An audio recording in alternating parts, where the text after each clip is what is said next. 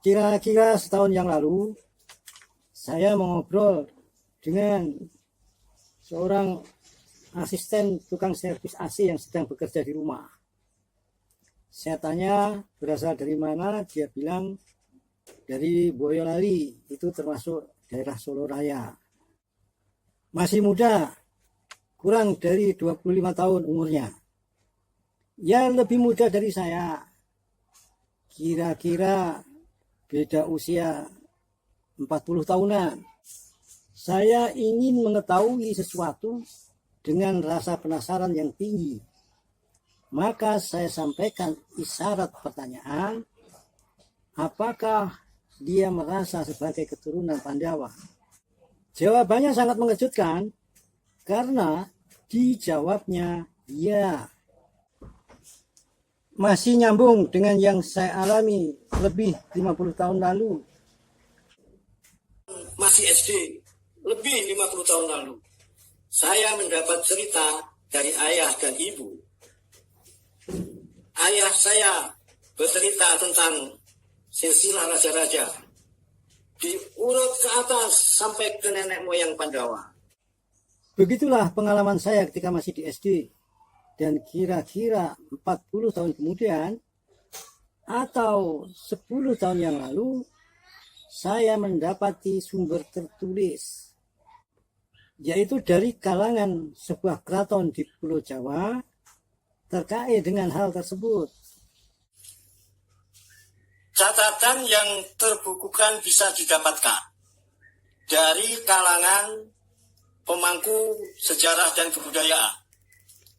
Namun kalau dikatakan itu versi dongeng, jangan heran. Tampaknya memang begitulah caranya menyampaikan. Saya sampaikan yang tersurat di dalam buku. Dari lingkungan sebuah keraton di Pulau Jawa. Tetapi tidak semua nama-nama yang tertera di situ. Hanya bagian tengah. Dimulai dari sosok yang bernama Palasara.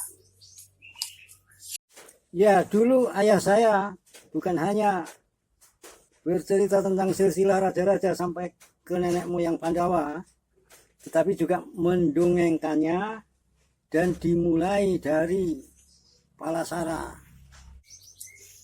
Dari Palasara, Abhyasa, Pandu Dewanata,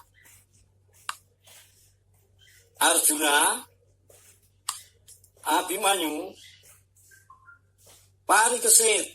Perlu ada catatan tambahan terkait Parikesit ini. Ayah saya juga bercerita dari Parikesit ke atas dilakonkan dalam sandiwara wayang wong, sedangkan dari Parikesit ke bawah sampai raja-raja modern dilakonkan dalam sandiwara ketoprak. Oke, saya lanjut diulang sedikit. Arjuna, Abimanyu, Parikesit, Yudayana. Nah, ini Yudayana.